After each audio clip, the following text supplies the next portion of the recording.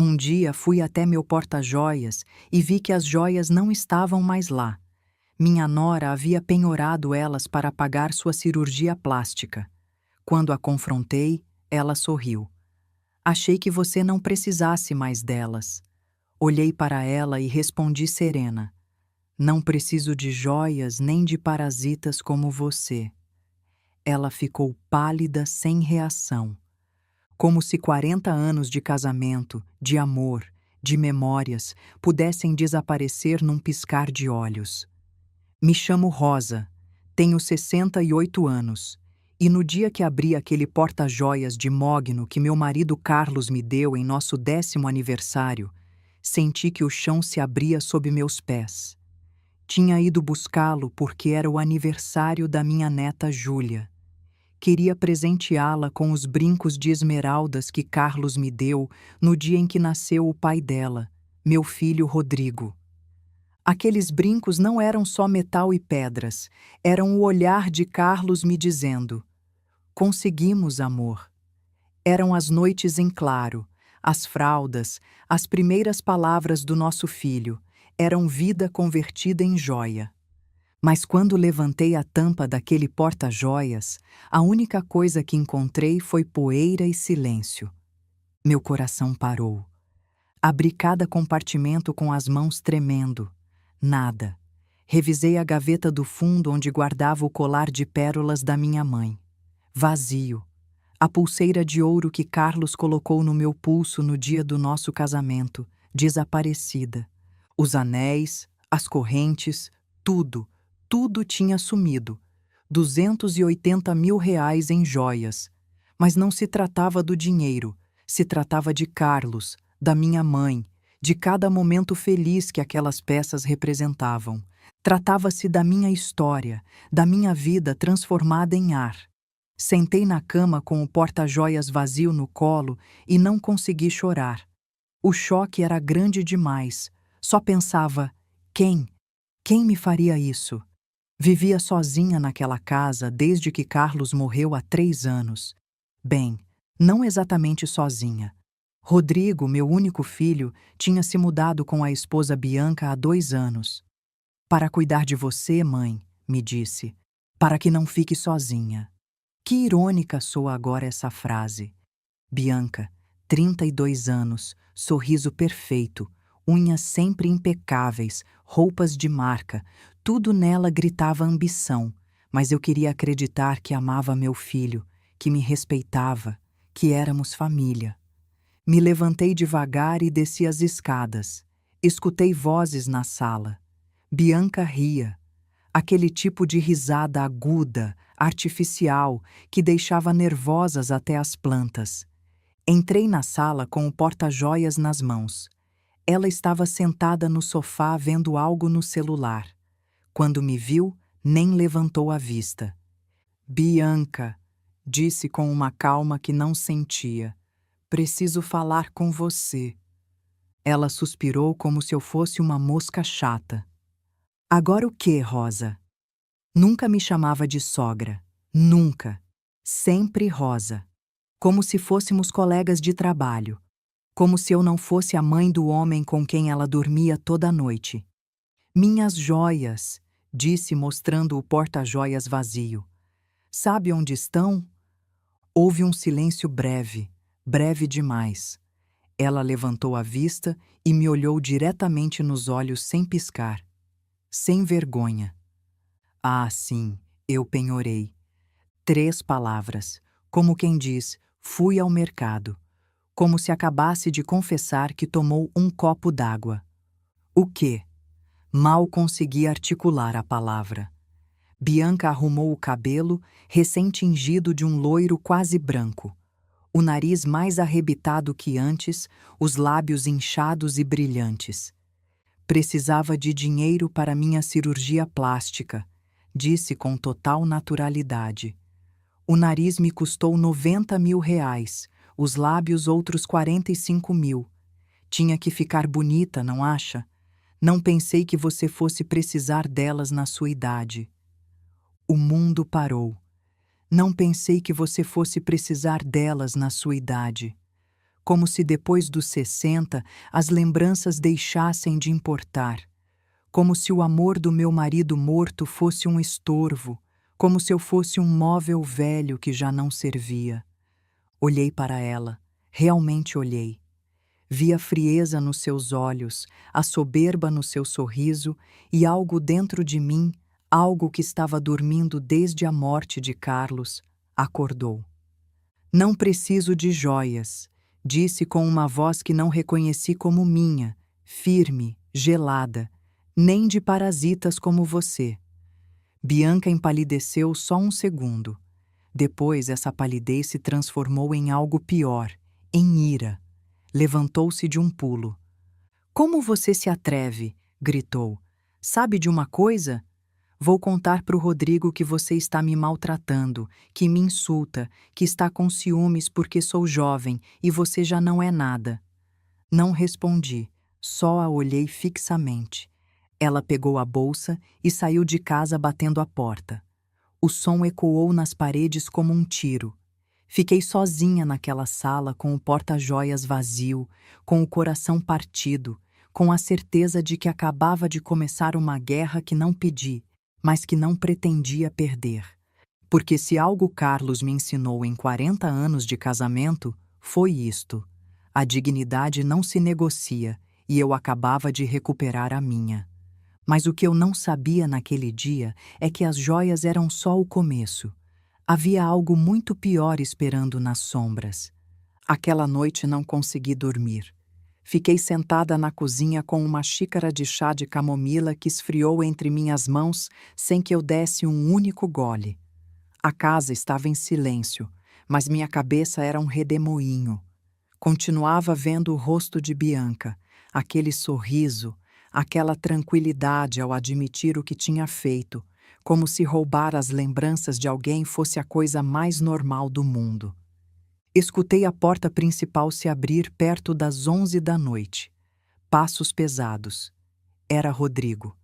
Meu filho entrou na cozinha e me encontrou ali, ainda acordada. Tinha 35 anos, mas naquele momento me pareceu um menino perdido, embora, claro, já não fosse o menino que eu conhecia.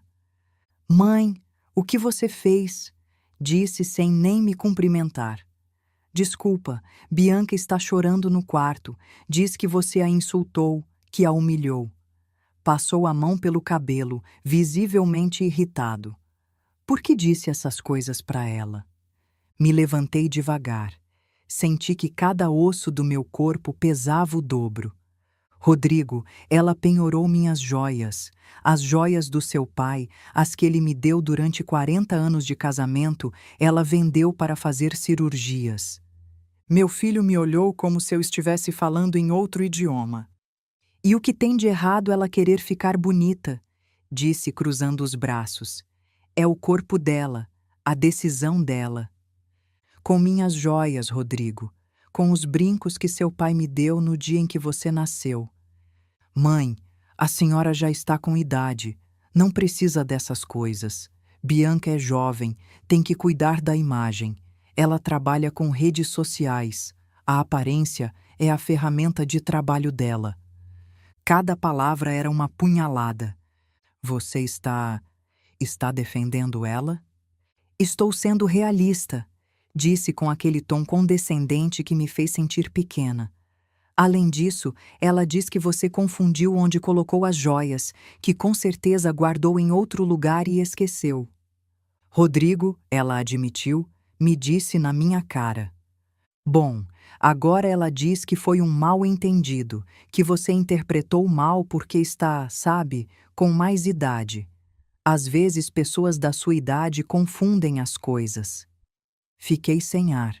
Meu próprio filho, a pessoa que criei sozinha durante anos enquanto o pai trabalhava no exterior. O menino para quem preparava a comida favorita todo domingo, o jovem a quem paguei a universidade.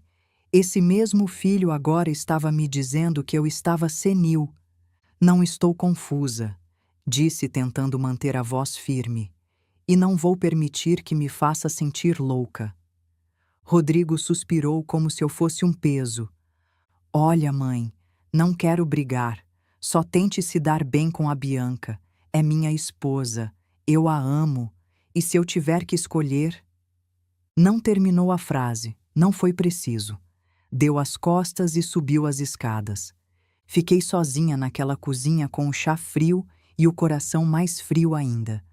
Os dias seguintes foram um inferno silencioso. Bianca me ignorava completamente. Passava por mim como se eu fosse um fantasma. Mas quando Rodrigo estava presente, mudava. Ficava doce, atenciosa, prestativa. "Sogrinha, quer que eu prepare um chá?" dizia com voz melosa. "Rosa, está se sentindo bem? Parece cansada", acrescentava enquanto Rodrigo a olhava com adoração. Eu conhecia esse jogo, já tinha visto antes, era puro teatro. Uma tarde, enquanto Rodrigo estava no trabalho, Bianca sentou na minha frente na sala de jantar sem avisar, sem convite. Tinha aquele sorriso, aquele que me fazia sentir que um escorpião caminhava pelas minhas costas. "Rosa", disse olhando as unhas recém-pintadas de vermelho sangue. "Quero que entenda uma coisa." Não respondi, só a observei. "Rodrigo me ama. Me ama mais do que nunca amou você." Fez uma pausa, deixando que essas palavras se cravassem. "Você já cumpriu seu papel. Criou ele, educou. Ótimo, mas agora ele tem uma nova família comigo." "Sou a mãe dele", disse apertando os punhos debaixo da mesa. "Você é o passado dele", respondeu inclinando-se para a frente. "E acredite, Rosa, se continuar causando problemas, se continuar tentando colocá-lo contra mim, vai ficar completamente sozinha. Ele vai me escolher sempre." Levantou-se, alisou o vestido justo e antes de ir acrescentou: "Ah, e sobre as joias, não vai fazer nada a respeito, porque se tentar me denunciar ou fazer um escândalo, vou dizer pro Rodrigo que você me deu de presente e depois se arrependeu. Em quem você acha que ele vai acreditar? Na esposa jovem e bonita ou na mãe idosa que confunde as coisas?" E foi embora assim, me deixando com um veneno no peito que queimava pior que qualquer fogo. Aquela noite, na escuridão do meu quarto, chorei pela primeira vez desde a morte de Carlos. Não chorava pelas joias, chorava porque acabava de perder meu filho, ou pelo menos era isso que eu achava. Mas no dia seguinte algo mudou. Estava preparando o café na cozinha quando escutei Bianca falar ao telefone no jardim. Ela tinha a janela aberta. A voz dela, normalmente controlada, soava animada. "Te digo, Carla, a velha caiu redondinha. Já tirei mais de 200 mil com as joias dela, e isso é só o começo." Me aproximei devagar da janela, escondida atrás da cortina. "Sim, já comprei o apartamento na Barra da Tijuca em meu nome. Óbvio, Rodrigo nem sabe. Pensa que o dinheiro é para reformar a casa." Ela riu. Aquela risada que gelava meu sangue. "Em 6 meses, no máximo 1 ano, tiro ela daqui. E a casa será nossa. Bom, minha." Perdi o fôlego. "Como vou tirá-la?" "Fácil. Vou dizer pro Rodrigo que ela me maltrata, que torna a minha vida impossível, que precisa estar num asilo. Ele já está convencido de que ela está perdendo a cabeça. É só questão de tempo." Minhas mãos tremiam. "Não, não tenho pena dela. Ela é velha, já viveu. Eu só estou começando. Por que deveria desperdiçar minha vida cuidando de uma velha que nem é minha mãe?" Ela desligou o telefone e entrou em casa assobiando. Fiquei ali paralisada. Mas no meio daquele medo, daquela raiva, daquela traição, algo mais acordou. Uma clareza, uma determinação. Bianca tinha cometido um erro. Tinha subestimado a velha e eu ia mostrar para ela que raízes velhas são as mais fortes porque a tempestade apenas começava. E o que Bianca não sabia é que eu também sabia jogar, só que minhas regras eram diferentes. Depois de escutar aquela conversa, soube que tinha que agir com inteligência. Não podia confrontar Bianca diretamente. Já tinha tentado, e Rodrigo a defendeu. Precisava de provas. Precisava que meu filho visse com os próprios olhos quem realmente era a mulher que dormia ao lado dele. Mas conseguir essas provas seria mais difícil do que pensava, porque Bianca não era só manipuladora, era brilhante na sua maldade. 3 dias depois daquela conversa telefônica, cheguei em casa depois de ir à feira. Tinha comprado os ingredientes para fazer a feijoada que Rodrigo tanto gostava. Pensei que talvez preparando sua comida favorita pudesse recuperar pelo menos um pouco da conexão com meu filho. Que ingênua fui! Quando entrei na cozinha, encontrei Bianca sentada à mesa com os olhos vermelhos e inchados, chorando. Rodrigo estava ao seu lado, abraçando-a, acariciando o cabelo. "O que aconteceu?" perguntei, deixando as sacolas no chão. Rodrigo me olhou com uma frieza que nunca tinha visto nos olhos dele. "O que aconteceu?" repetiu, levantando-se. "Sério? Me pergunta isso depois do que fez?" "Eu não fiz nada. Bianca me contou tudo, mãe. Disse para ela que é uma qualquer, que só se casou comigo por interesse, que não a quer nesta casa." "Isso é mentira", disse, sentindo o chão se mover sob meus pés. "Eu nunca." "Pare de mentir", gritou Rodrigo. Ele nunca tinha gritado comigo assim. "Ela está arrasada, não consegue dormir, não consegue comer, tudo porque você a trata como lixo." Bianca soluçava ao fundo, cobrindo o rosto com as mãos, mas entre os dedos consegui ver algo. Um brilho nos olhos. Não era tristeza, era satisfação. Estava atuando e meu filho estava engolindo cada palavra. "Rodrigo, me escuta", disse, tentando manter a calma. "Ela está mentindo. Eu não disse nada disso." "Então por que ela choraria? Por que inventaria algo assim?"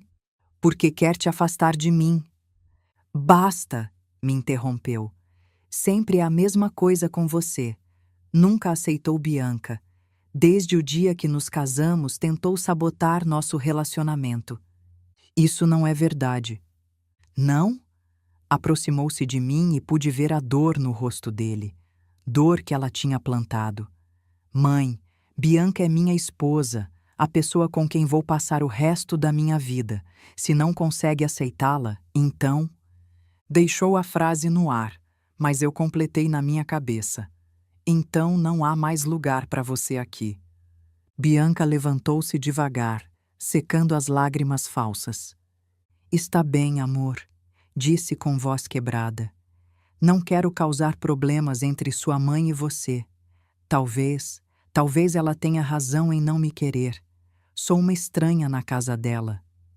"Você não é estranha", disse Rodrigo, abraçando-a. "Esta é sua casa também." Ela me olhou por cima do ombro do meu filho e naquele momento vi a verdade completa. O sorriso pequeno, quase imperceptível, que se desenhou nos lábios dela. Tinha vencido de novo e eu fiquei ali vendo como meu filho se transformava em um fantoche nas mãos dela. Aquela noite, Rodrigo bateu na porta do meu quarto, entrou sem esperar resposta e sentou na beirada da minha cama. Eu estava deitada olhando para o teto, tentando encontrar forças em algum lugar. "Mãe", disse com um tom mais suave, "precisamos conversar." Sentei, arrumando o roupão. "Estou ouvindo. Acho que... Acho que devíamos levar você para fazer um check-up médico." Meu coração parou. "Como?" "Você anda esquecendo coisas. A história das joias, as acusações contra Bianca." Fez uma pausa olhando para as mãos. "Papai morreu há 3 anos. Sei que tem sido difícil para você e na sua idade é normal que..." "Que o quê, Rodrigo?" o interrompi. "Que esteja perdendo a cabeça." "Não digo por mal, mãe. Só quero que esteja bem, que receba os cuidados que merece." "Estou perfeitamente bem." "Então por que inventa histórias sobre Bianca? Por que não lembra onde colocou suas joias?" "Eu não esqueci. Ela penhorou, já te disse. Rodrigo suspirou como se estivesse lidando com uma criança teimosa. Mãe, Bianca me mostrou os recibos das cirurgias. Pagou com as economias dela, com o dinheiro que ganhou trabalhando como influenciador. Não precisava das suas joias. Ela está mentindo. Ou você está confusa, disse levantando-se. E isso me assusta, mãe. Me assusta muito. Saiu do quarto fechando a porta suavemente.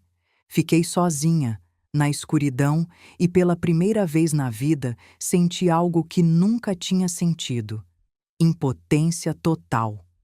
Os dias seguintes foram piores. Bianca intensificou a estratégia. Toda vez que Rodrigo estava por perto, ela era a nora perfeita. Me perguntava se tinha tomado meus remédios, se tinha comido bem, se precisava de ajuda para descer as escadas. Tudo com aquela voz doce, preocupada. E toda vez que estávamos sozinhas, me lançava olhares cheios de veneno. Uma tarde, enquanto Rodrigo trabalhava no escritório, Bianca sentou na minha frente na sala. Sabe qual é seu problema, Rosa? Disse, lixando as unhas.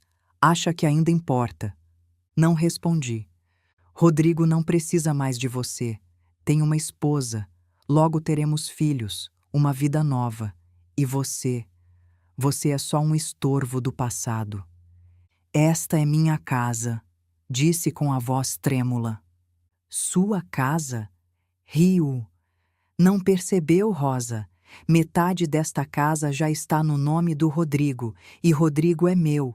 Então, basicamente, esta casa é minha. Isso não é verdade. Quer conferir? Olhe os documentos. Você assinou há 2 anos quando nos casamos. Para que meu filho se sinta seguro, você disse. Ela sorriu com malícia. Que generosa você foi. Senti que o mundo desmoronava. Ela tinha razão. Tinha assinado aqueles papéis. Pensei que estava ajudando meu filho a construir o futuro. Nunca imaginei que estava construindo minha própria armadilha.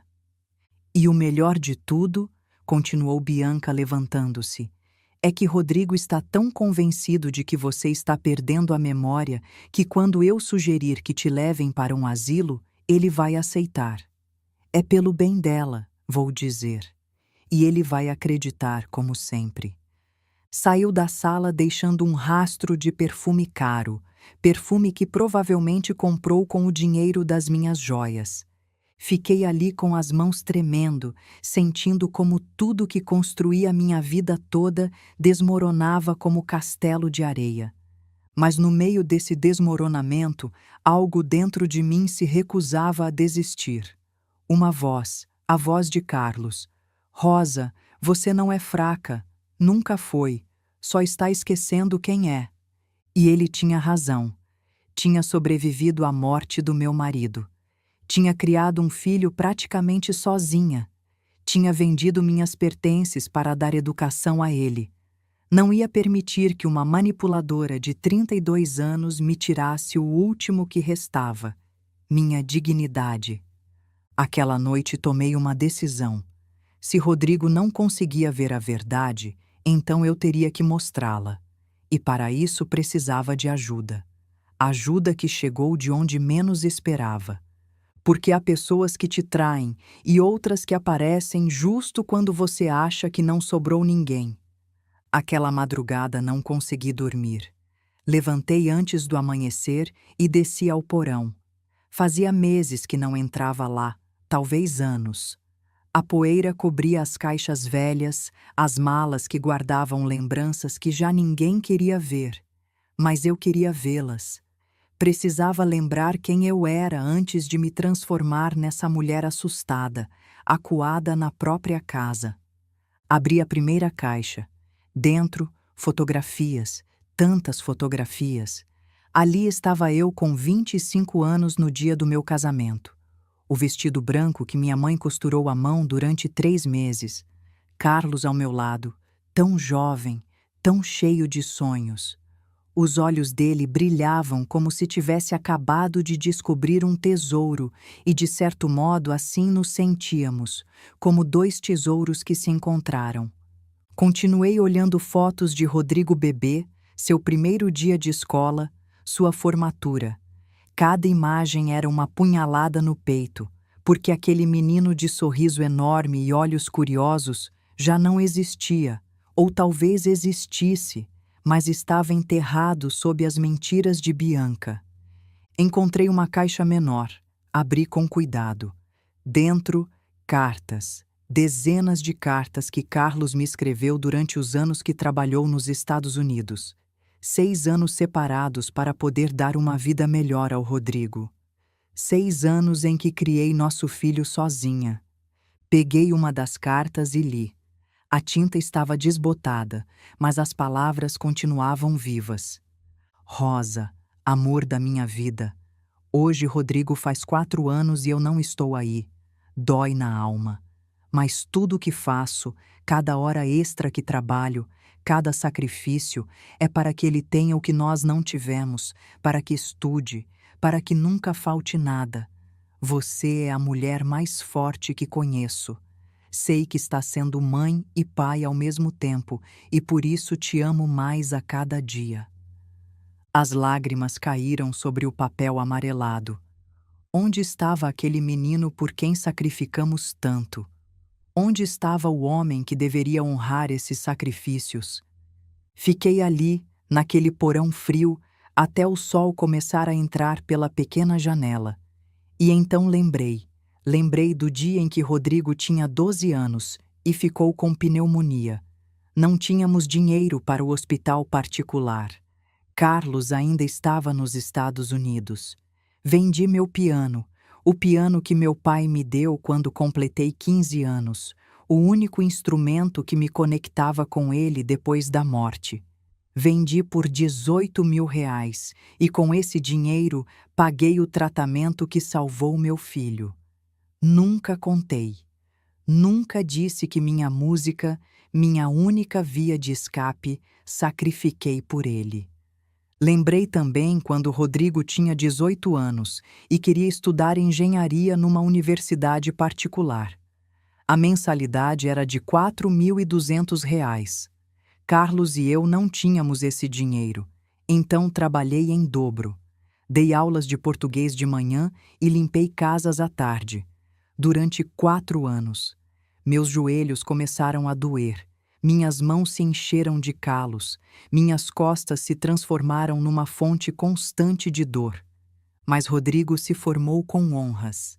No dia da formatura, quando subiu ao palco para receber o diploma, chorei. Não de dor, de orgulho. Tudo valeu a pena, pensei. Que enganada estava. Subi do porão com as pernas trêmulas e o coração pesado. Entrei na cozinha e preparei café. O aroma encheu a casa. Aquele aroma que Carlos amava. O cheiro de um novo dia, dizia sempre. Sentei junto à janela e olhei para o jardim. O jardim que Carlos plantou com as próprias mãos, as roseiras que cuidava todo domingo, o pé de limão que ainda dava frutos toda a temporada. Tudo aqui era Carlos, tudo era nós, e Bianca queria apagar. Ela já tinha mudado os quadros das paredes, substituiu nossas fotos de família por espelhos gigantes e quadros abstratos que não significavam nada. Jogou fora as cortinas que eu mesma bordei e colocou persianas metálicas. Pintou as paredes de cinza escuro quando antes eram de um amarelo quente que enchia a casa de luz. Estava eliminando cada rastro da vida que construímos e, o pior, Rodrigo deixava fazer. Escutei passos na escada. Era Rodrigo se preparando para ir ao trabalho. Entrou na cozinha, buscou uma xícara, se serviu café. Nem me olhou. Rodrigo, disse suavemente, lembra quando você tinha 12 anos e ficou doente? Ele parou de se mover por um segundo, mas não virou. Vagamente. Vendi meu piano para pagar seu tratamento. Silêncio. Lembra quando queria estudar engenharia? Trabalhei limpando casas para pagar sua universidade. Rodrigo virou-se lentamente. O rosto era uma mistura de irritação e desconforto. E por que me diz isso agora, mãe? Para me fazer sentir culpado? Não, para que lembre quem sempre esteve para você. Você decidiu fazer esses sacrifícios, disse com um tom que gelou meu sangue. Ninguém te obrigou. É o que as mães fazem. É o trabalho delas. O trabalho. Como se amar fosse um emprego. Como se cada lágrima, cada noite em claro, cada dor nas costas fosse simplesmente parte de uma descrição de cargo. Você tem razão, disse sentindo como algo se quebrava dentro de mim. Ninguém me obrigou. Fiz porque te amava, porque você era meu filho, porque teria dado minha vida por você. E eu agradeço, disse pegando a pasta. Mas isso não te dá direito de tratar mal minha esposa. Não a tratei mal. Segundo você, replicou caminhando para a porta. Mas Bianca não mente, mãe. Você sim. E foi embora me deixando sozinha com meu café frio e o peso de uma verdade terrível.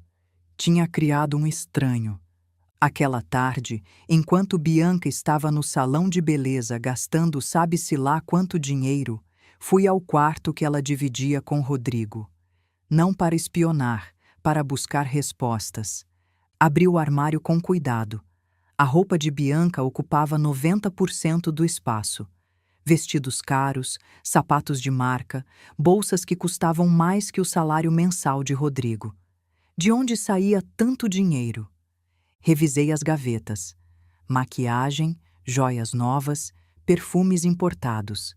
E então, no fundo da última gaveta, escondida sob um monte de lenços, encontrei uma pasta. Tirei com as mãos tremendo. Abri e o que vi me deixou sem ar. Escrituras de um apartamento na Barra da Tijuca em nome de Bianca Mendes de Silva. Valor R$ 1.850.000.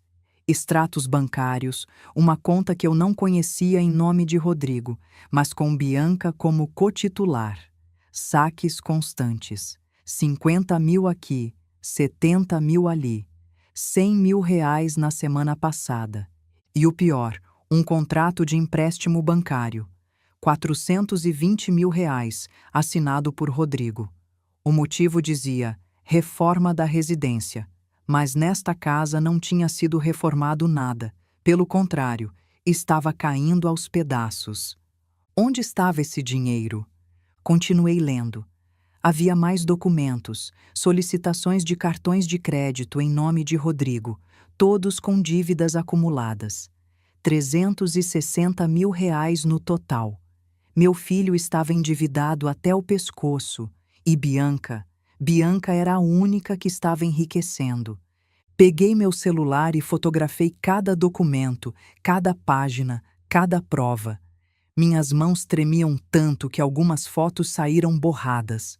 Mas não importava, tinha o suficiente. Guardei tudo exatamente como estava e saí daquele quarto. Meu coração batia tão forte que pensei que ia ter um infarto. Mas pela primeira vez em semanas não sentia medo, sentia fúria. Uma fúria limpa, clara, poderosa, porque agora tinha as provas, agora podia lutar. E Bianca não tinha ideia de que a guerra tinha começado.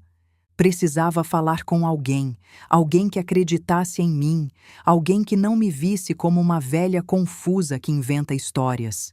Essa pessoa era Marina, minha vizinha, minha amiga de 40 anos, a única que esteve comigo desde que Carlos e eu compramos esta casa, a que me acompanhou no hospital quando Rodrigo nasceu, a que me abraçou quando Carlos morreu. Se havia alguém neste mundo em quem podia confiar, era ela. Aquela tarde atravessei a rua e bati na porta. Marina abriu com o avental posto, as mãos cheias de farinha. Estava fazendo pão. Sempre fazia pão quando tinha visitas. Rosa, disse limpando as mãos. Entre, entre. Você está com uma cara péssima. O que aconteceu? Não consegui aguentar mais. Assim que fechou a porta, desmoronei. Contei tudo. As joias, as mentiras de Bianca, a cegueira de Rodrigo, os documentos que encontrei, o apartamento, as dívidas, tudo. Marina me escutou em silêncio, com os olhos cada vez mais arregalados, cada vez mais indignados. Quando terminei, ela se levantou e me serviu um copo d'água. Rosa, disse sentando na minha frente, tem uma coisa que preciso te contar. Meu coração deu um salto. O quê? Marina suspirou fundo, como se estivesse prestes a confessar um pecado. Há 3 semanas vi Bianca saindo de uma casa de penhores no centro. Casa de Penhores Santa Rita, acho que se chama. Eu estava passando de ônibus e a reconheci pelo cabelo loiro. Ela estava contando dinheiro, um maço grande de notas. Por que não me disse? Porque... Marina baixou o olhar. Porque pensei que talvez vocês tivessem penhorado algo por necessidade. Não quis ser intrometida, mas agora que me conta tudo isso... Eram minhas joias, disse sentindo a raiva voltar a acender. Ela penhorou e nunca resgatou. Não é só isso, continuou Marina. Semana passada vi ela de novo, mas dessa vez estava num café na Barra da Tijuca com um homem. Não era Rodrigo. O mundo parou. O quê? Um cara jovem, bem vestido. Tinha uma pasta. Pareciam estar assinando papéis. Marina fez uma pausa. Rosa, sei que parece fofoca de vizinha, mas juro que é verdade. E tem mais. Naquela mesma noite vi ela postar stories no Instagram, fotos de um apartamento novo. Dizia algo como novo investimento e crescimento pessoal. O apartamento da Barra da Tijuca, sussurrei. Exato. E se Rodrigo ganha 35 mil reais por mês, não me diga que podem comprar um apartamento de quase 2 milhões. Marina tinha razão. As contas não batiam. Pode me fazer um favor? Perguntei.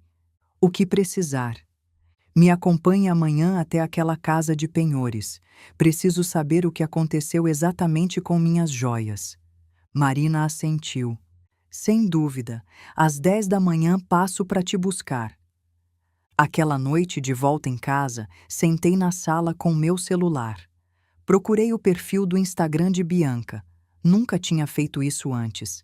Nunca fui muito de redes sociais, mas agora precisava ver. O perfil estava cheio de fotos. Ela em restaurantes caros, ela em salões de beleza, ela com bolsas de marcas que eu nem conseguia pronunciar. E ali estava a foto do apartamento, uma sala moderna com janelas enormes, uma varanda com vista para a cidade, piso de madeira, móveis minimalistas. O texto dizia: investindo no meu futuro. Nunca é tarde para construir patrimônio. Woman Boss, empoderamento, nova meta. Os comentários estavam cheios de parabenizações. Você é uma inspiração, dizia um. Que inveja boa, dizia outro. É assim que se faz, rainha, acrescentava um terceiro. Ninguém sabia a verdade. Ninguém sabia que aquele patrimônio estava construído com roubo, manipulação e destruição de uma família. Continuei descendo pelo perfil. Mais fotos, mais luxos, mais mentiras. E então vi algo que gelou meu sangue. Uma foto de 2 meses atrás. Bianca com um homem de terno, os dois brindando com taças de champanhe. O texto dizia: fechando negócios com os melhores. Obrigada, Dr. Luiz Fontes, por realizar meus sonhos. Dr. Luiz Fontes. Ampliei a foto. O homem tinha uns 40 anos, usava um crachá no peito que dizia corretor de imóveis. Então, não só tinha comprado o apartamento, tinha feito com a ajuda de um profissional. Tudo planejado, tudo calculado. Isso não era impulso, era estratégia. E Rodrigo não tinha ideia. Na manhã seguinte, Marina passou para me buscar exatamente às 10. Subimos no carro dela e fomos até o centro. O trânsito era denso como sempre, mas eu mal notava. Minha mente estava em outro lugar. Chegamos à casa de Penhores Santa Rita. Era um local pequeno com grades nas janelas e uma placa desgastada. Entramos. O lugar cheirava a umidade e metal velho. Havia vitrines cheias de joias, relógios, violões, ferramentas. Um homem de uns 50 anos nos atendeu do balcão. Bom dia. Em que posso ajudá-las? Venho perguntar sobre umas joias que foram penhoradas aqui, disse tentando manter a voz firme. Há aproximadamente um mês. O homem me olhou com desconfiança. Tem o boleto do penhor? Não, não fui eu quem penhorou. Foi minha nora. Então não posso dar informação. É confidencial. Por favor, insisti. Eram minhas joias. Minha nora as penhorou sem minha permissão. Preciso saber o que aconteceu com elas. O homem suspirou. Olha, senhora, mesmo que quisesse ajudar, não posso. Sem o boleto não há nada a fazer. Além disso, se as joias não foram resgatadas no prazo de 30 dias, já foram vendidas. Vendidas. Senti as pernas tremerem. É assim que funciona. Penhora, tem 30 dias para resgatar. Senão, vendemos para recuperar o dinheiro emprestado. Pode me dizer quanto deram por elas? O homem hesitou, olhou para Marina, depois para mim. Como se chamava sua nora? Bianca Mendes de Silva. O homem foi até o computador, digitou algo, franziu a testa. Aqui está. Bianca Mendes. Penhorou um lote de joias no dia 3 de setembro.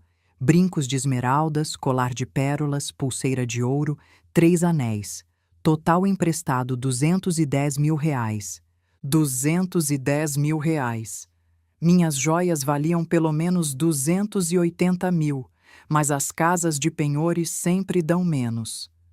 E ela resgatou? Perguntei, embora já soubesse a resposta. Não. O prazo venceu dia 3 de outubro. Vendemos dia 5 por R$ 320 mil. Para quem? Isso não posso dizer. Por favor, supliquei. Eram da minha mãe, do meu falecido marido. Tem um valor sentimental que não tem preço. O homem me olhou com algo parecido com pena. Sinto muito, senhora, de verdade, mas já não estão aqui. Se foram.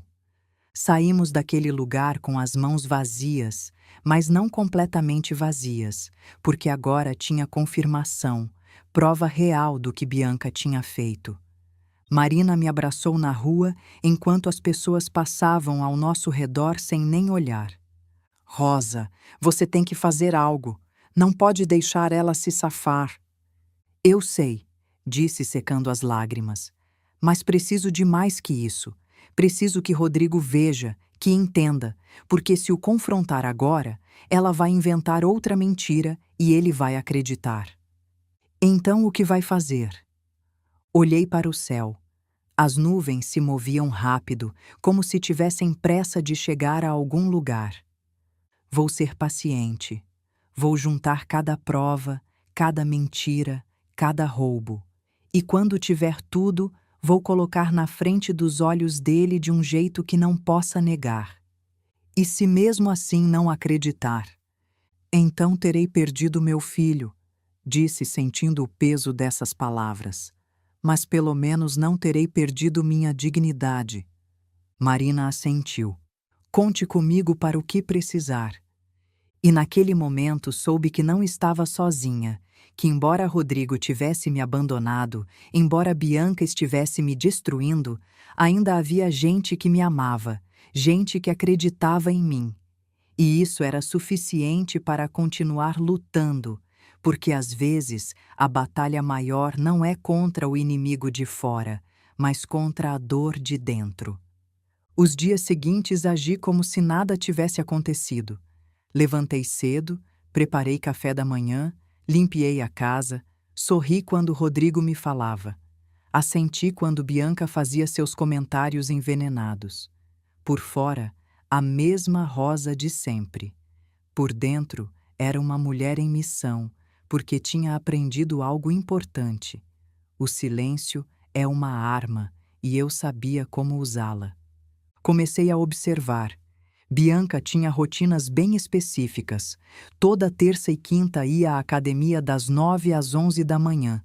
Às quartas tinha horário no salão de beleza às 2 da tarde. Às sextas saía com as amigas e não voltava até às 11 da noite. Rodrigo trabalhava das 8 da manhã às 7 da tarde, às vezes mais tarde. Isso me dava janelas, momentos em que podia procurar sem ser descoberta. Na primeira terça depois da minha visita à casa de penhores, esperei Bianca ir embora para a academia.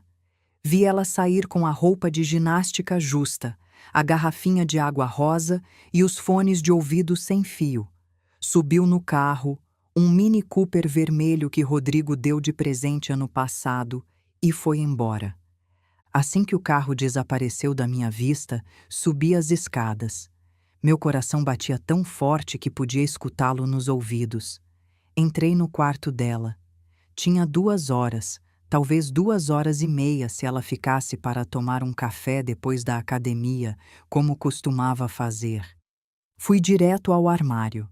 Dessa vez não só abri as gavetas, as esvaziei com cuidado, fotografando a posição de cada coisa para deixar exatamente como estava.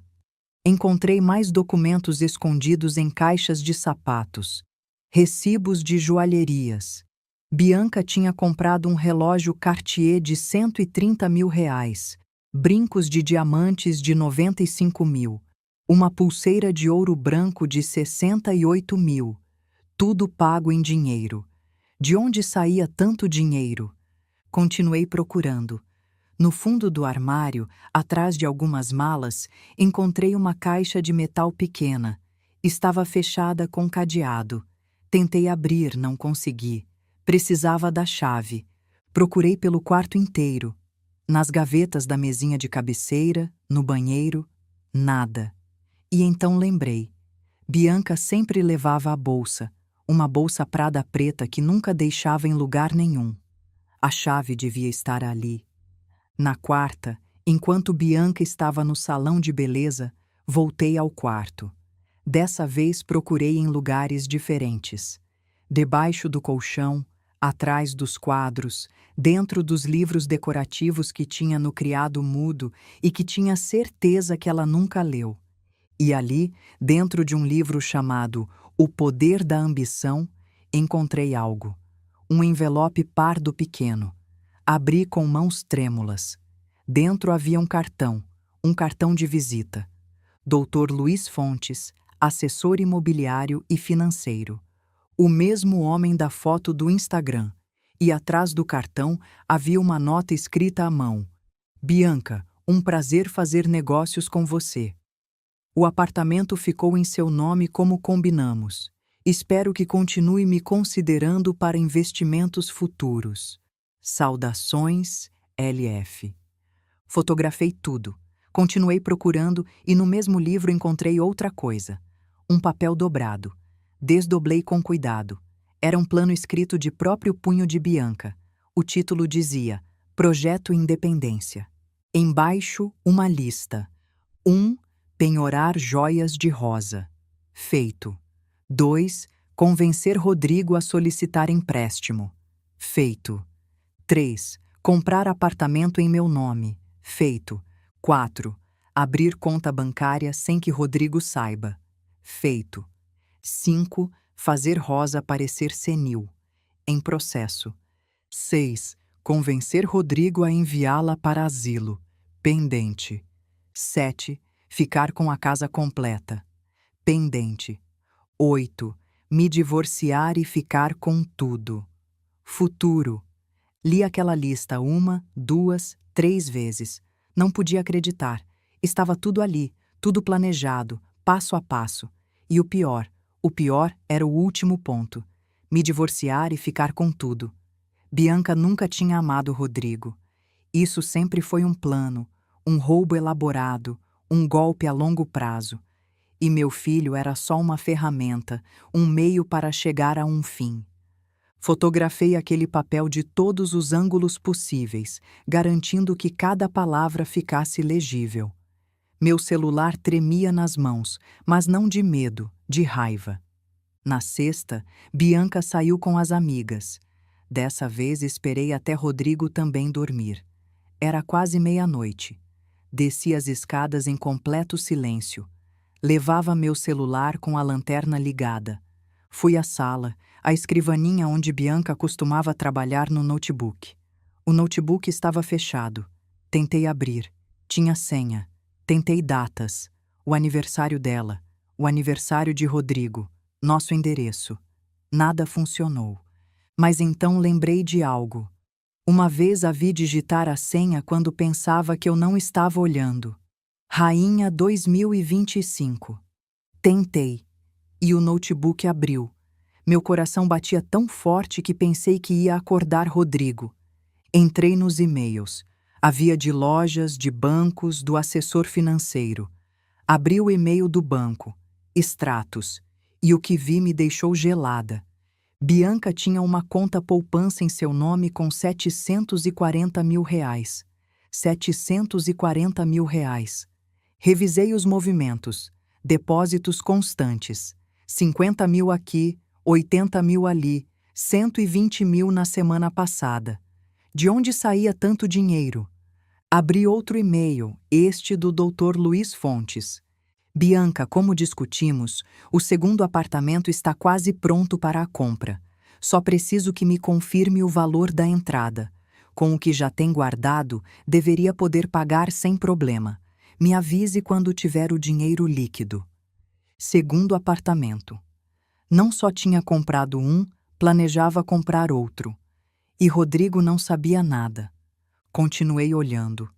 Encontrei um chat do WhatsApp web aberto. Era um grupo de amigas de Bianca. Comecei a ler as mensagens. Meninas, já quase consegui. Em 2 meses, no máximo, a velha sai daqui. E o Rodrigo? Perguntava uma amiga. É um idiota. Acredita em tudo que digo. Está convencido de que a mãe dele está perdendo a cabeça. Quando eu sugerir o asilo, ele vai aceitar. E depois? Depois a casa será nossa. Bom, minha, Rodrigo é só temporário. Quando tiver as escrituras em meu nome, me divorcio, fico com a casa, os apartamentos, tudo. E ele pode ir com a mãe dele pro asilo se quiser. As outras riam com emojis. Você é um gênio, escrevia outra. Uma rainha, acrescentava uma terceira. Fotografei cada mensagem, cada conversa, cada prova da maldade dela. Minhas mãos tremiam, lágrimas caíam sem que pudesse controlar, mas não eram lágrimas de tristeza, eram lágrimas de fúria pura. Fechei o notebook exatamente como estava. Subi para o meu quarto e me tranquei.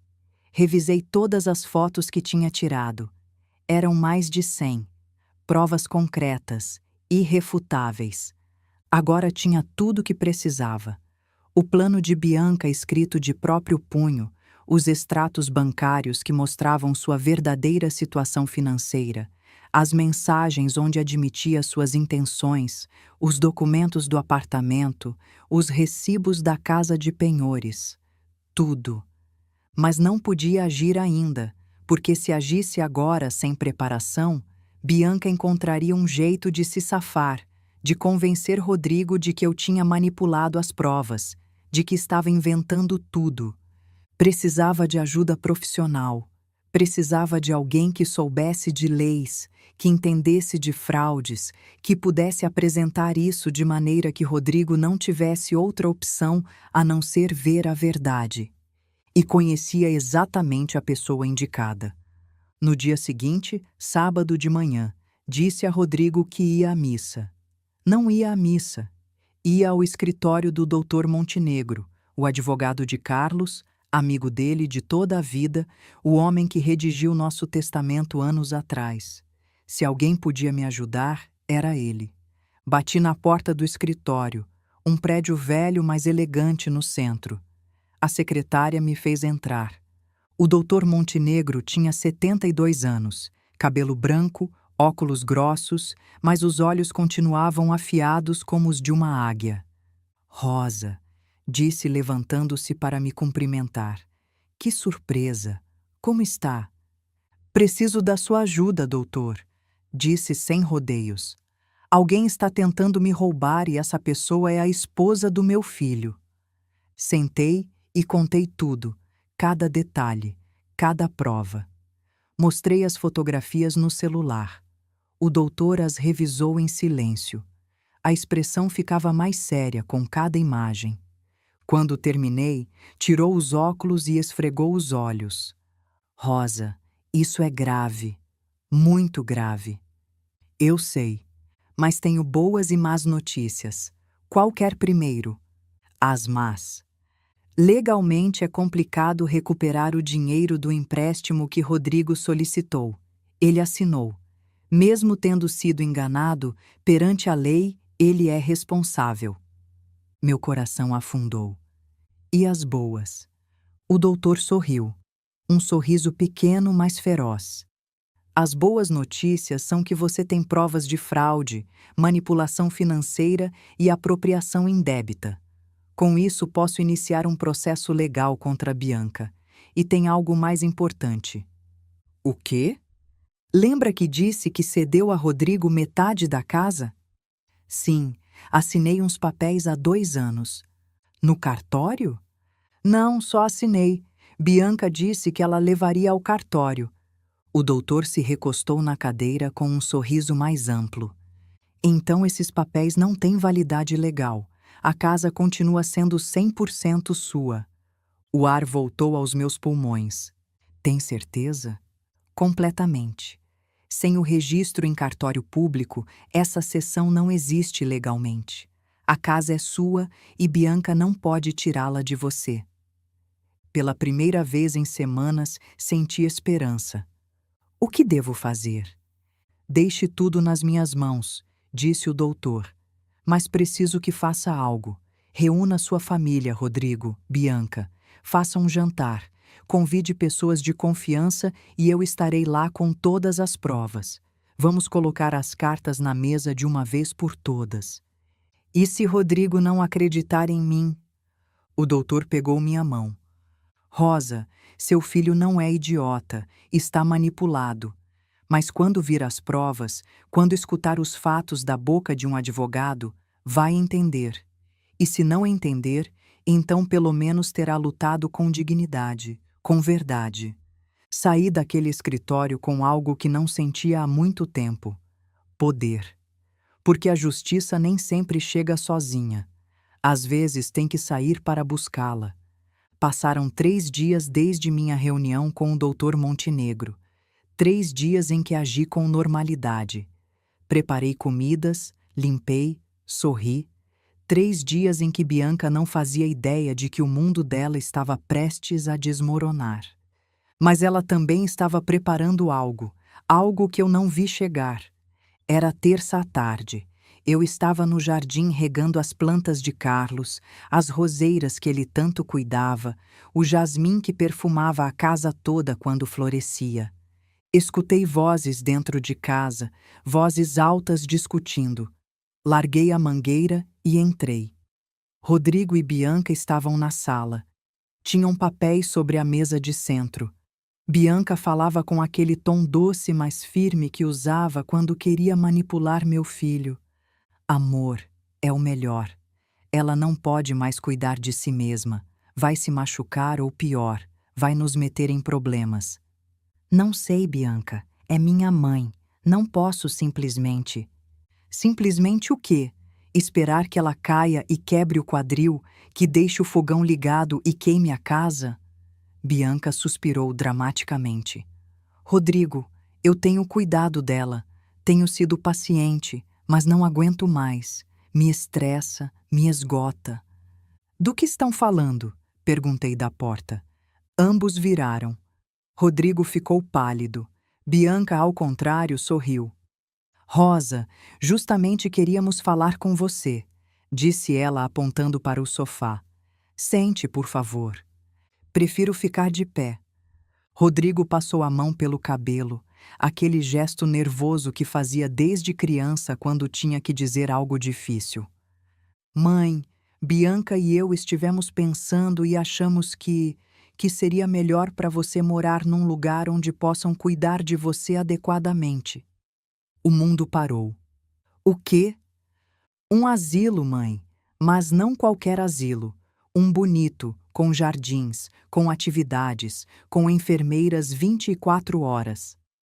Você está dizendo que quer me colocar num asilo? Não é colocar, interveio Bianca. É dar a atenção que você precisa. A senhora já está com idade. Não consegue mais fazer as coisas sozinha. Outro dia vi você tentando subir numa escada para trocar uma lâmpada e quase caiu. Isso é mentira. Viu? Bianca olhou para Rodrigo com olhos de vítima. Nem se lembra. É exatamente disso que estamos falando. Não vou para lugar nenhum, disse sentindo a raiva subir pela garganta. Esta é minha casa. Era sua casa, mãe, disse Rodrigo suavemente. Mas agora é dos dois, e precisamos do espaço. Bianca e eu estamos esperando um bebê. O chão se abriu sob meus pés. O quê? Bianca levou a mão à barriga com um sorriso radiante. Falso, completamente falso. Sim, sogrinha, 3 meses. Vamos ser pais e precisamos preparar a casa para o bebê. Precisamos transformar seu quarto no quarto da criança. É o maior, o mais iluminado. Vocês não podem fazer isso, sussurrei. Já está decidido, mãe, disse Rodrigo evitando meu olhar. Visitamos um lugar semana passada, chama-se Jardins do Pôr do Sol. É muito bonito, tem quartos privativos, boa comida, equipe capacitada. Quando visitaram isso, por que não me falaram? Porque sabíamos que você ia reagir assim, respondeu Bianca. Por isso queríamos ter tudo pronto antes de falar com você. Olha, aqui estão os folhetos, as fotos. É realmente lindo. Jogou sobre a mesa uns papéis brilhantes com fotos de idosos sorrindo em jardins. Idosos abandonados pelas famílias, como se estar rodeado de flores compensasse a traição. Não vou para nenhum asilo, disse com a voz trêmula. Me recuso. Rodrigo finalmente me olhou e nos olhos dele vi algo que me destroçou. Pena. Mãe, não é negociável. Já pagamos o primeiro mês. 52 mil reais. Você se muda semana que vem. Com que dinheiro pagaram isso? Com nossas economias, mentiu Bianca. Porque nos importamos com você. Porque queremos o melhor para você. Mentirosa, disse olhando diretamente para ela. Você não tem economias, tem meu dinheiro, o dinheiro das minhas joias, o dinheiro do empréstimo que tirou do meu filho. Bianca riu, uma risada fria, calculista. Lá vamos nós de novo com as acusações sem sentido. Rodrigo, tá vendo o que te digo? Ela está cada vez pior. Mãe, chega, disse meu filho levantando a voz. Não vou continuar ouvindo isso. Bianca não te roubou nada. Você confundiu as coisas. E agora, com essa atitude paranoica, só confirma que precisa de ajuda profissional. Paranoica. As lágrimas começaram a cair. É assim que me chama agora? Sua própria mãe? Te chamo pelo que está demonstrando ser, disse ele. E cada palavra era uma punhalada. Uma mulher que precisa de ajuda, e eu vou te dar essa ajuda mesmo que não queira. Rodrigo, por favor, me escuta só uma vez. Deixa eu te mostrar. Não! Gritou. Nunca tinha ouvido meu filho gritar assim. Chega, mãe. Você sempre foi controladora. Sempre quis decidir sobre minha vida. Primeiro com meus estudos, depois com meus relacionamentos, agora com meu casamento. Mas chega. Já sou adulto e essa é minha decisão. Bianca aproximou-se dele e o abraçou por trás, encostando a cabeça no ombro. A imagem perfeita da esposa preocupada. Amor, não se altere, disse com voz suave. Não é bom pro bebê você se estressar. Rodrigo respirou fundo e assentiu. Virou-se para mim. Você tem até domingo para arrumar suas coisas. Segunda-feira vem a van do asilo te buscar. Pode levar suas roupas, algumas fotos, o essencial. Esta é minha casa, repeti com a voz quebrada. Já não é, mãe, já não é. E saiu da sala, subiu as escadas, me deixou ali de pé, tremendo, destruída. Bianca ficou uns segundos mais. Aproximou-se de mim tanto que pude sentir o perfume caro, o que comprou com minhas lembranças. Te disse que ia te vencer, sussurrou, só para eu escutar. E sempre ganho, sempre. Pegou os folhetos da mesa e foi embora. Fiquei sozinha naquela sala, na casa que Carlos e eu compramos há 40 anos. A casa onde nasceu meu filho, a casa onde construímos nossos sonhos, a casa onde Carlos morreu nos meus braços. E agora estavam me tirando dela. Aquela noite não dormi. Fiquei sentada na cama olhando as paredes do meu quarto. As paredes que Carlos pintou de azul claro porque sabia que era minha cor favorita. O criado mudo onde guardava nossas fotos, o armário onde ainda penduravam algumas das camisas dele porque não conseguia me desfazer delas. Tudo isso ia desaparecer, transformado em quarto de bebê, um bebê de uma mentirosa e um ladrão. Porque agora estava certa, não havia nenhum bebê. Era outra mentira, outra manipulação, outra forma de justificar me expulsar da minha própria casa. Na quarta de manhã, Marina bateu na minha porta.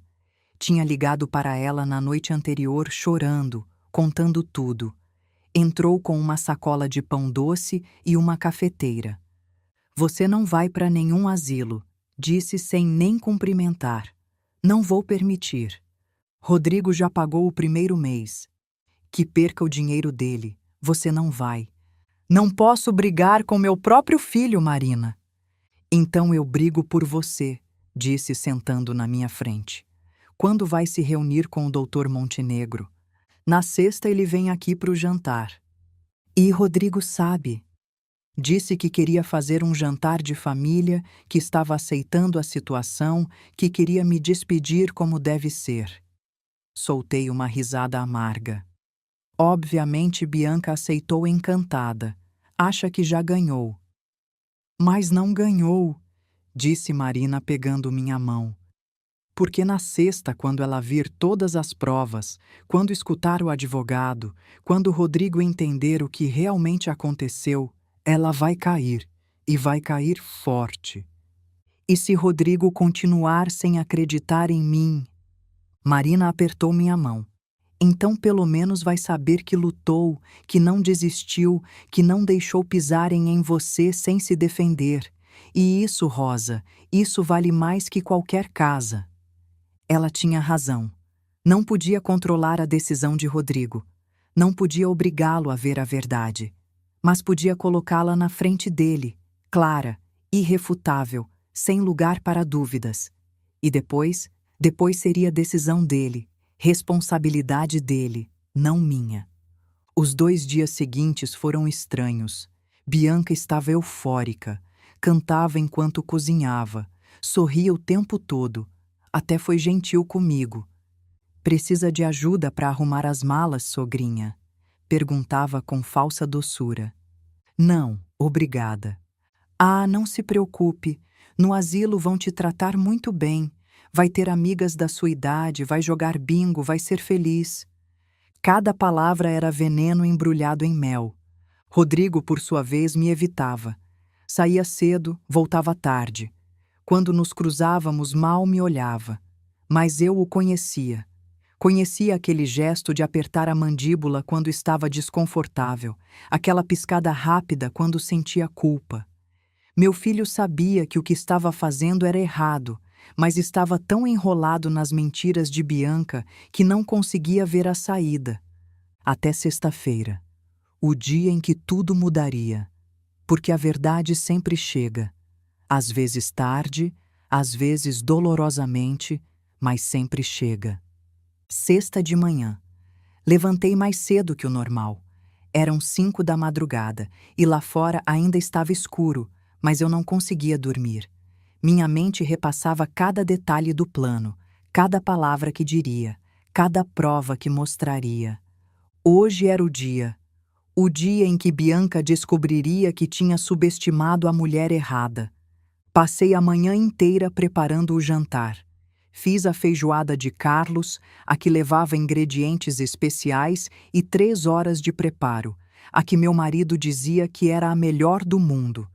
Preparei arroz branco, farofa, couve refogada, laranja e de sobremesa pudim de leite condensado, o favorito de Rodrigo quando era criança.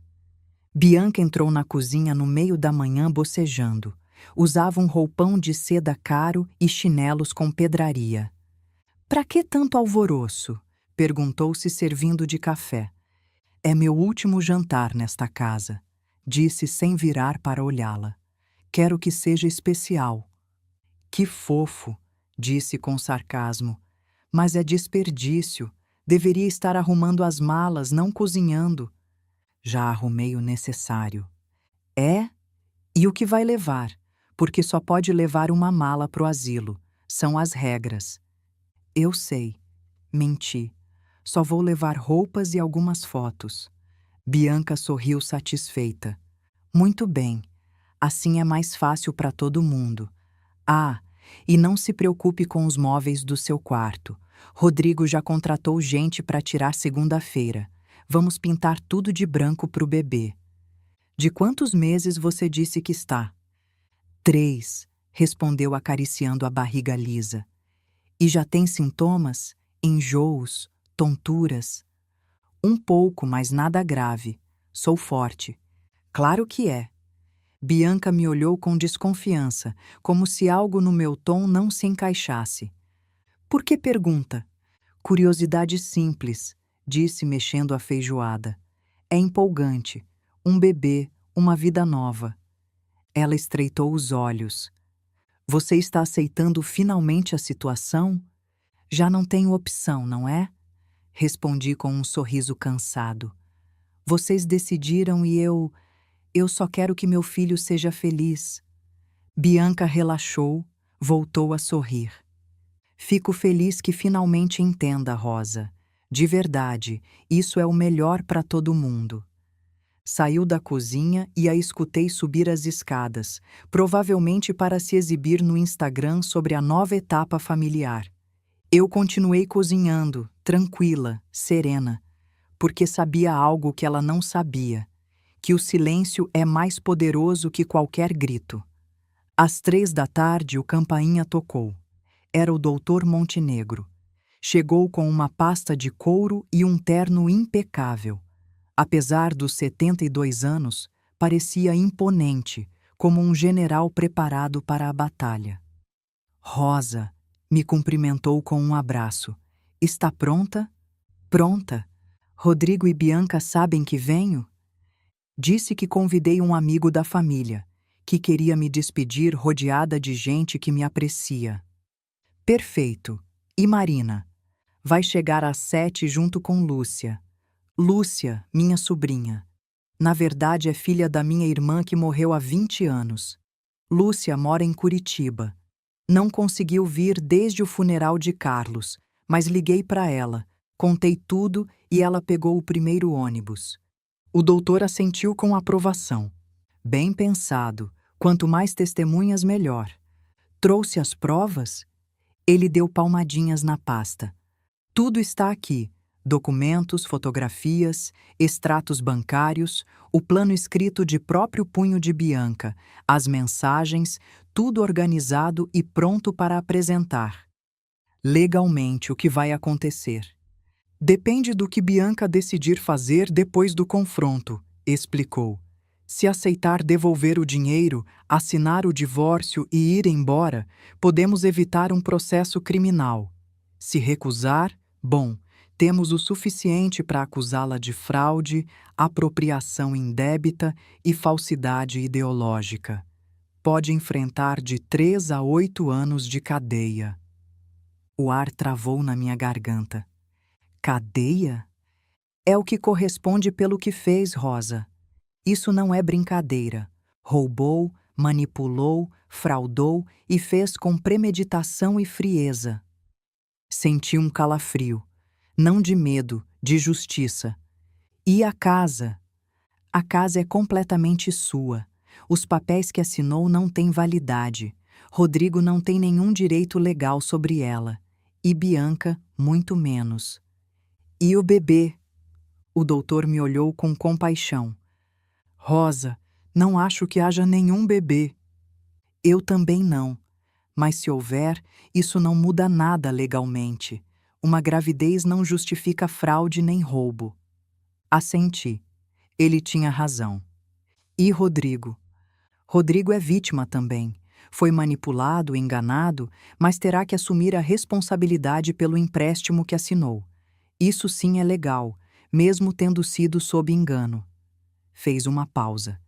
Mas se Bianca devolver o dinheiro como parte do acordo, Rodrigo pode quitar a dívida sem ficar arruinado. Só quero que ele veja a verdade, disse sentindo as lágrimas ameaçarem sair. Que entenda que não estou louca, que não invento coisas, que todo esse tempo ela foi a mentirosa. O doutor colocou uma mão no meu ombro. Hoje ele vai ver a verdade, prometo. Às 7 em ponto começaram a chegar os convidados. Primeiro foi Marina com um bolo de chocolate e um sorriso de cumplicidade. Como está se sentindo? Sussurrou, nervosa, mas pronta. Minutos depois chegou Lúcia, minha sobrinha. 43 anos, enfermeira, 2 filhos e um coração que herdou da minha irmã. Me abraçou tão forte que quase não conseguia respirar. Tia, não acredito no que me contou, disse com lágrimas nos olhos. Essa mulher vai se arrepender de ter mexido com nossa família. Rodrigo e Bianca desceram às 7h30. Bianca usava um vestido justo cor-de-rosa, maquiagem perfeita, unhas impecáveis, como se estivesse num tapete vermelho e não num jantar de família. Rodrigo, por sua vez, parecia desconfortável. Trazia uma camisa amassada e olheiras fundas. Boa noite, cumprimentou Bianca com um sorriso falso. Que bonito que convidaram tanta gente, sogrinha. É minha despedida, disse simplesmente. Queria que todos estivessem aqui. Bianca virou para ver o doutor Montenegro com desconfiança. E o senhor é... Doutor Eduardo Montenegro, respondeu ele apertando a mão dela. Advogado da família Silva há 30 anos. Era amigo pessoal de Carlos. Ah, disse Bianca visivelmente aliviada. Prazer. Pensei que fosse só um velho amigo. Não fazia ideia do que estava por vir. Sentamos à mesa.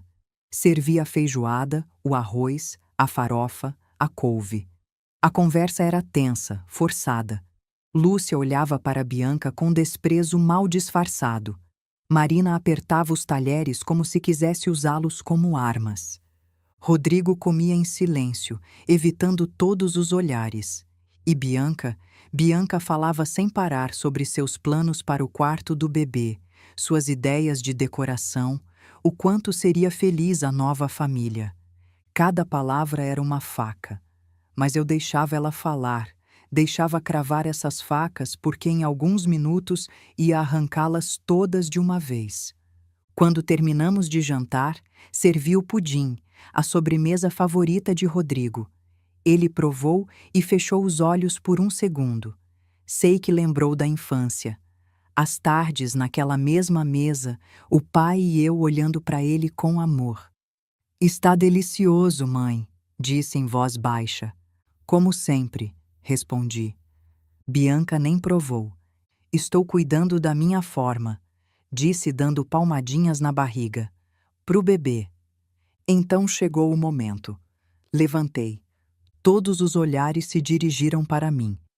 Quero agradecer por virem esta noite. Comecei com a voz firme. Sei que foi uma semana difícil, muitas decisões, muitas mudanças.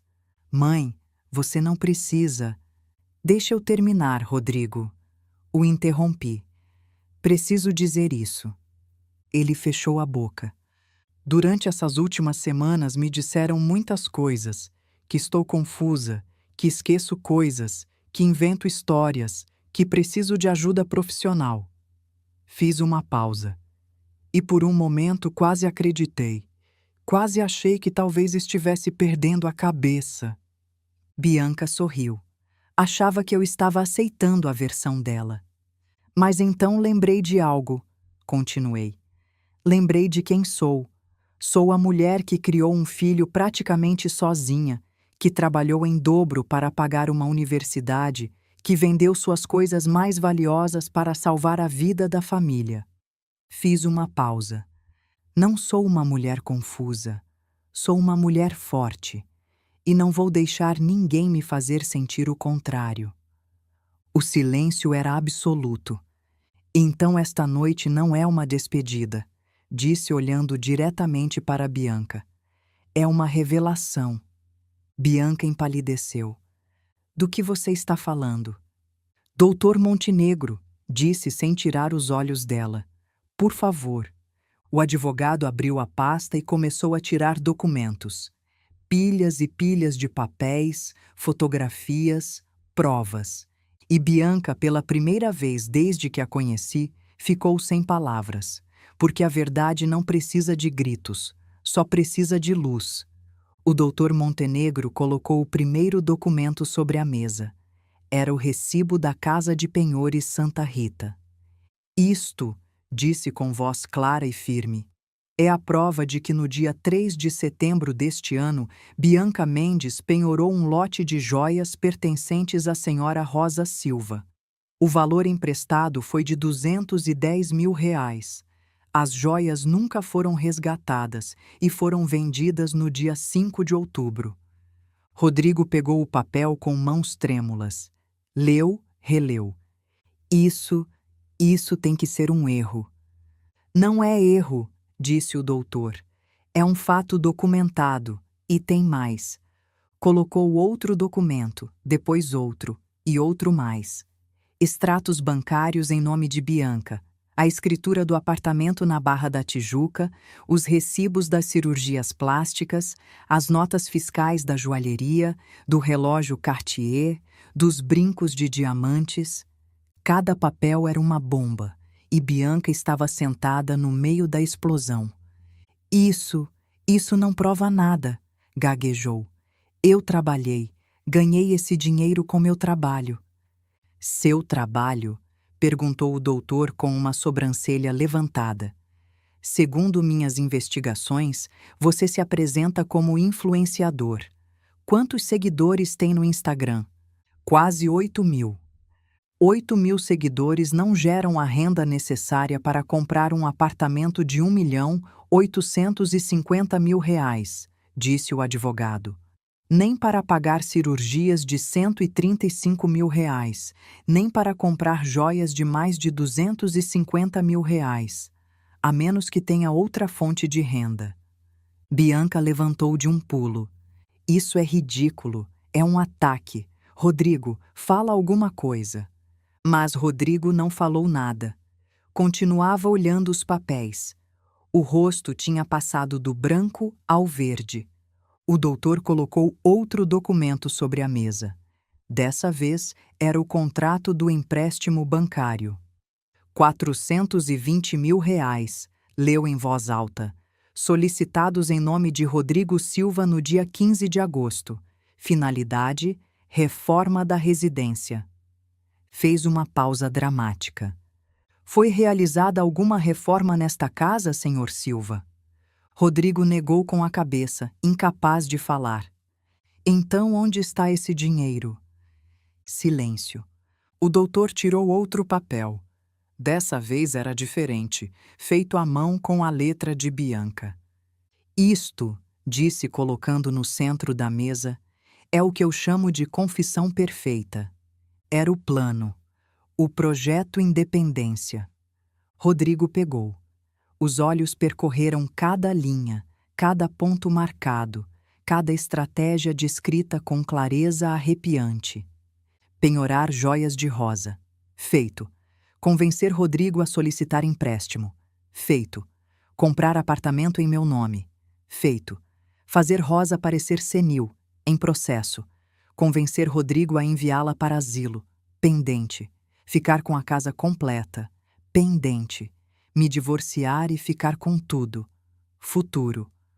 O papel caiu das mãos dele. Não, não pode ser, sussurrou. É sua letra, não é, Bianca? Perguntou o doutor com calma mortal. Bianca estava tremendo, a maquiagem perfeita começava a borrar com o suor. Isso é... Alguém falsificou. Rosa escreveu isso para me incriminar.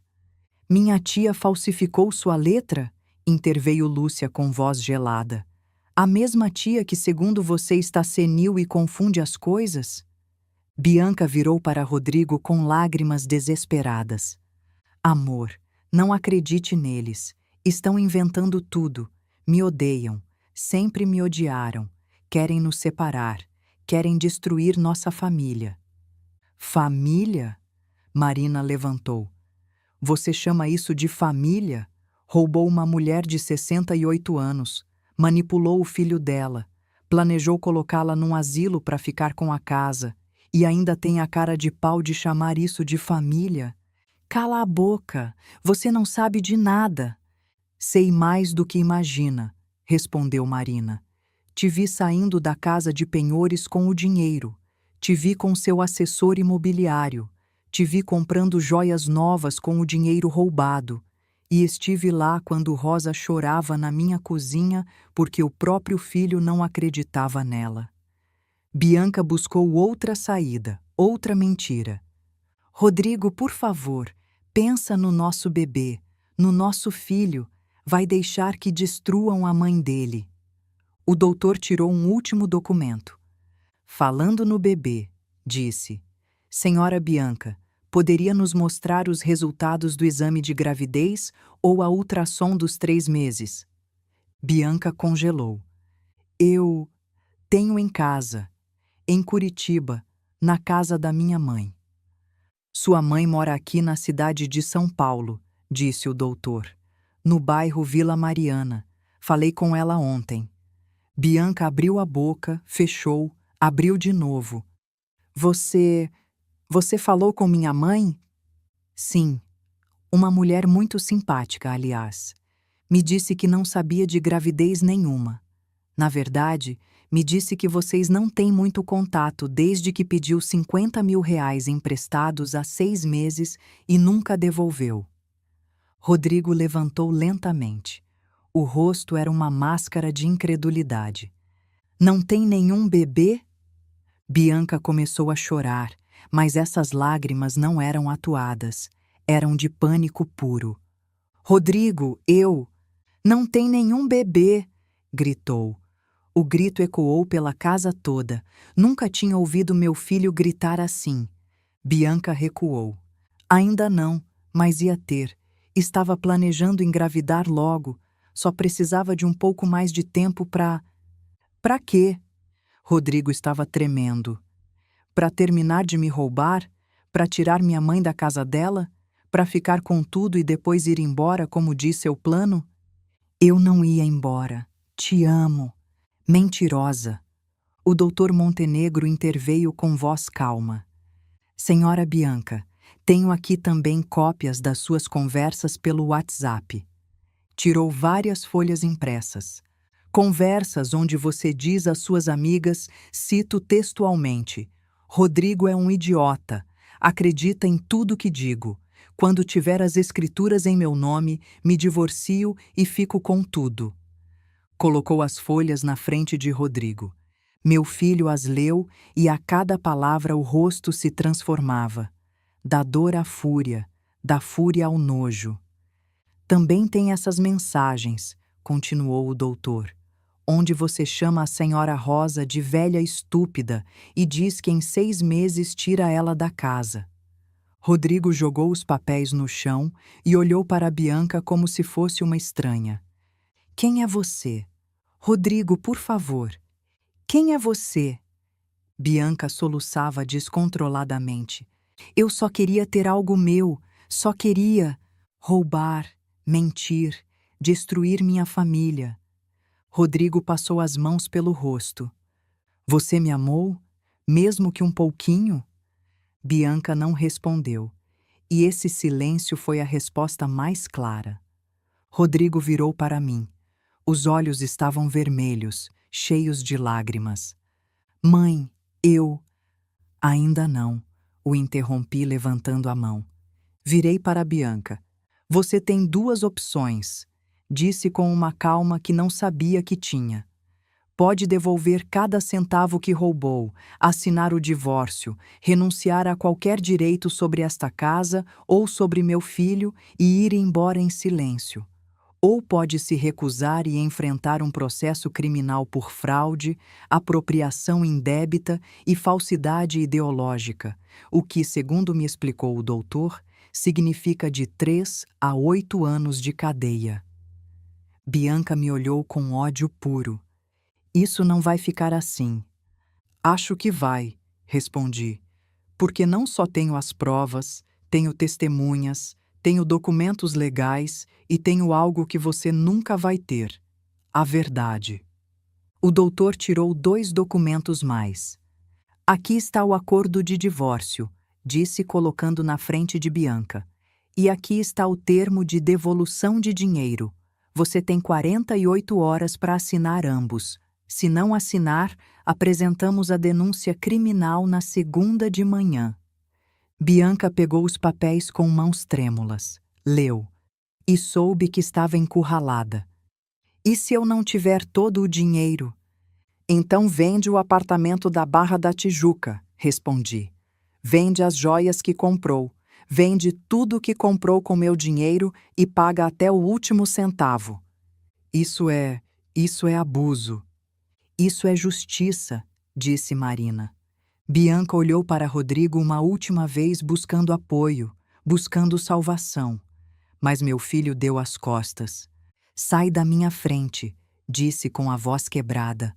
Agora. Bianca levantou, pegou a bolsa e, com a pouca dignidade que restava, caminhou até a porta. Antes de sair, virou para mim. Isso não termina aqui, Rosa. Sim, respondi. Sim, termina agora. E ela fechou a porta atrás dela. O silêncio que seguiu foi avassalador. Rodrigo se deixou cair numa cadeira, cobriu o rosto com as mãos e chorou. Chorou como não chorava desde a morte do pai. Eu queria abraçá-lo, consolá-lo, mas sabia que primeiro ele precisava processar tudo. Lúcia, Marina e o Dr. Montenegro levantaram discretamente. Te ligamos amanhã, disse Marina beijando minha bochecha. Quando foram embora, me aproximei do meu filho. Ajoelhei na frente dele, peguei as mãos. Rodrigo. Ele levantou a vista. Os olhos estavam destruídos. Mãe, me desculpa. Me desculpa tanto. Eu não sabia, não vi. Fui tão idiota. Você não foi idiota, disse suavemente. Foi manipulado, tem diferença. Te disse coisas horríveis, te acusei, não acreditei em você, ia te colocar num asilo. Ele se quebrou de novo. Como você consegue me olhar?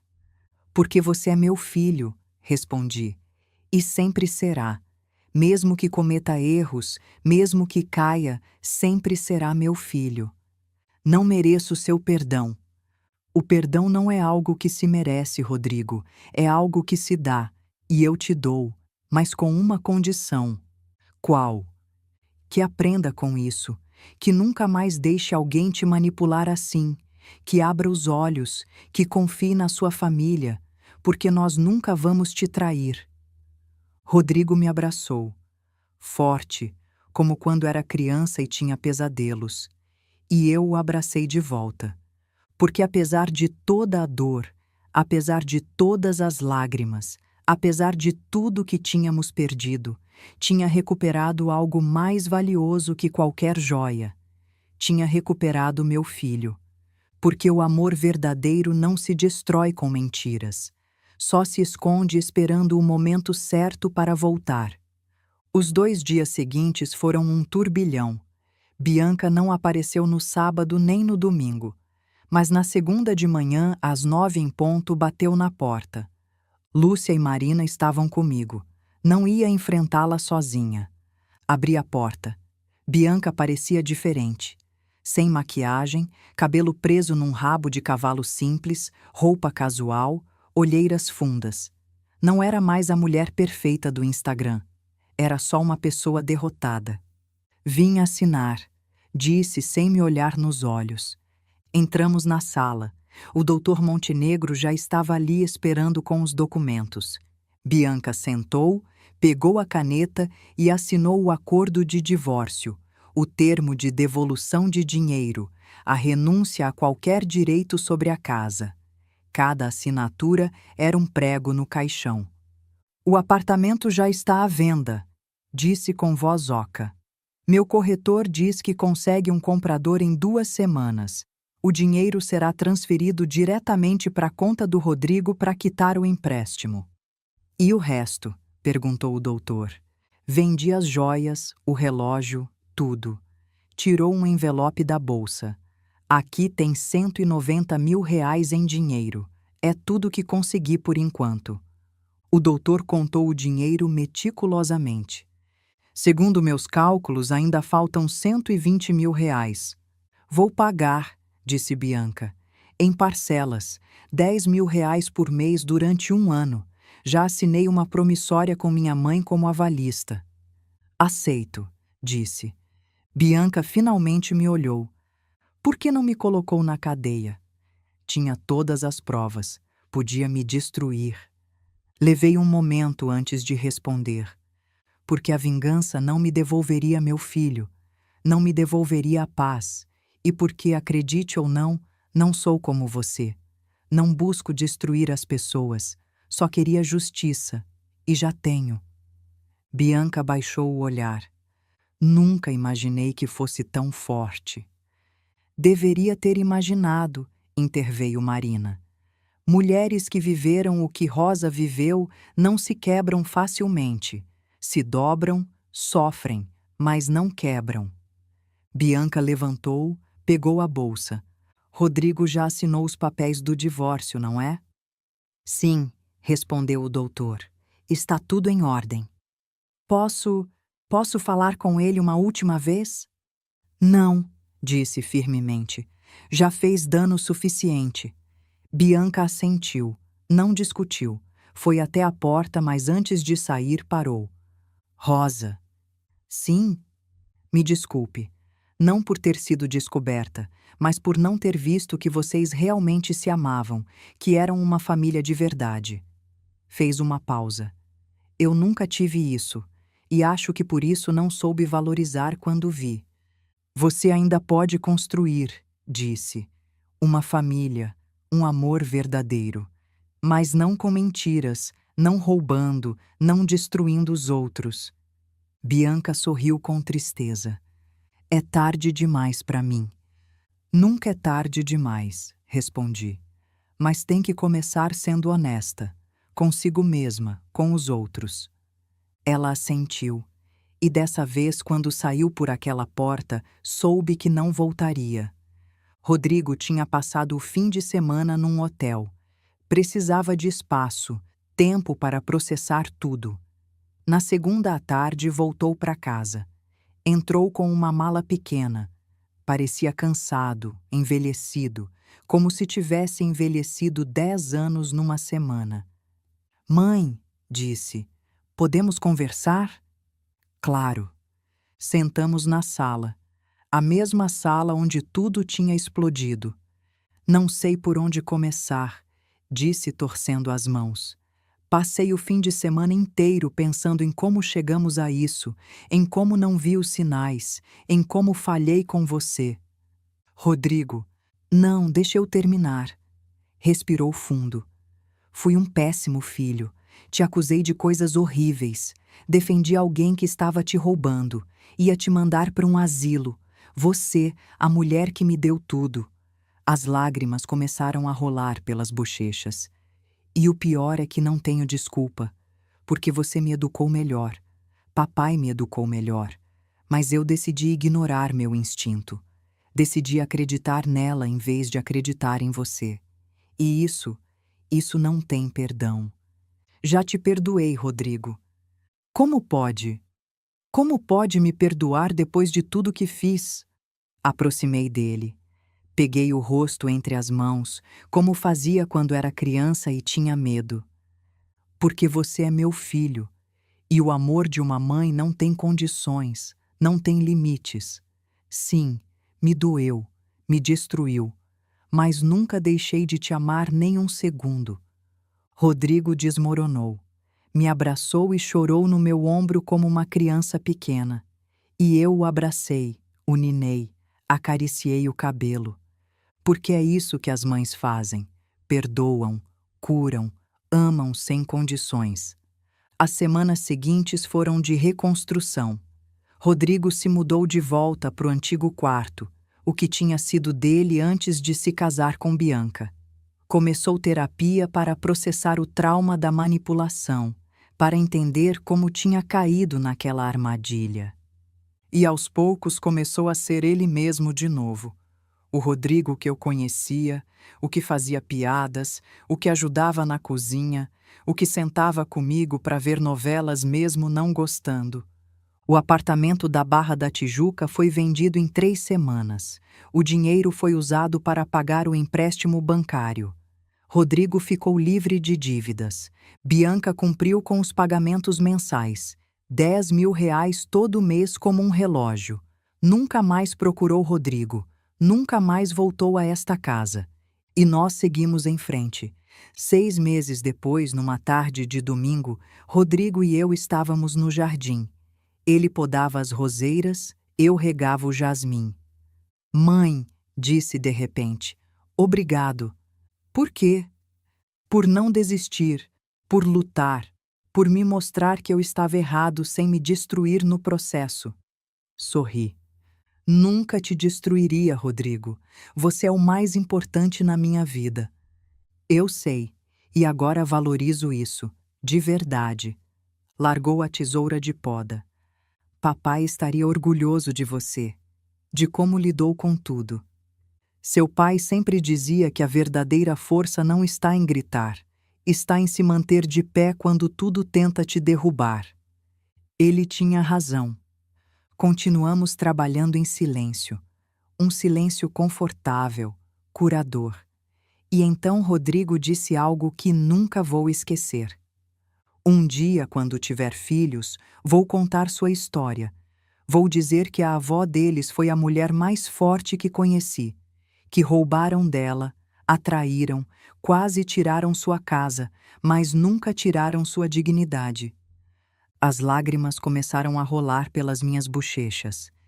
E vou ensinar o que você me ensinou, continuou, que o amor verdadeiro não se compra com joias, não se constrói com mentiras, se constrói com verdade, com sacrifício, com perdão. Aproximei dele e o abracei. Seu pai estaria tão orgulhoso de você, sussurrei. Espero um dia ser metade do homem que ele foi e metade da pessoa que você é. Aquela noite subi ao sótão. Abri a caixa onde guardava as cartas de Carlos. Peguei uma que nunca tinha lido. Estava lacrada com cera. Dizia no envelope: para Rosa. Abrir só quando mais precisar. Abri com cuidado. A letra de Carlos enchia as 2 páginas. Meu amor, se está lendo isso, significa que está num momento difícil. Significa que a vida te colocou numa prova dura. E sei que está duvidando, se perguntando se tem força para continuar. Pois deixa eu te dizer uma coisa. Tem. Sempre teve. Você é a mulher que deixou a carreira para criar nosso filho, que trabalhou até a exaustão para dar um futuro a ele, que vendeu o piano, a música, a alma para salvá-lo. É a mulher que me esperou 6 anos enquanto eu estava longe, que nunca reclamou, que nunca desistiu. E se alguém tentar fazer você acreditar que é fraca, que está errada, que não vale nada, lembra disso. Você é Rosa Silva. E no seu nome está seu poder. Você é o remédio para qualquer ferida, a solução para qualquer problema, a luz em qualquer escuridão.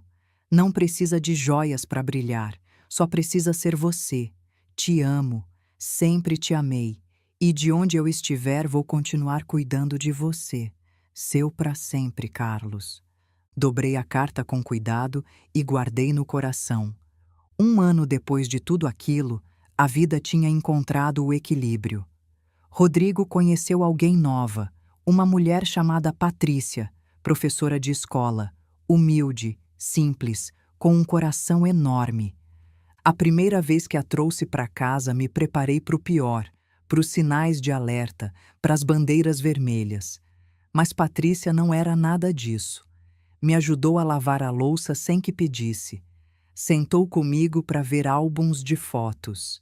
Perguntou sobre Carlos, escutou minhas histórias com atenção genuína. E quando foi embora, disse para o Rodrigo: "Sua mãe é incrível, tem uma luz especial." Aquela noite, Rodrigo veio ao meu quarto. "O que acha dela?" "Acho que é uma boa mulher", respondi honestamente. "Mas não importa o que eu acho, importa o que você sente." "Eu a amo, mãe, mas dessa vez é diferente. Dessa vez vejo as coisas com clareza. E quero que você faça parte do nosso relacionamento, que me diga se vê algo errado, porque confio no seu julgamento, porque você sempre soube o que é melhor para mim." E naquele momento soube que meu filho tinha aprendido a lição. Uma tarde, limpando o sótão, encontrei outra caixa esquecida. Abri com curiosidade. Dentro havia uma pulseira de prata simples, sem enfeites.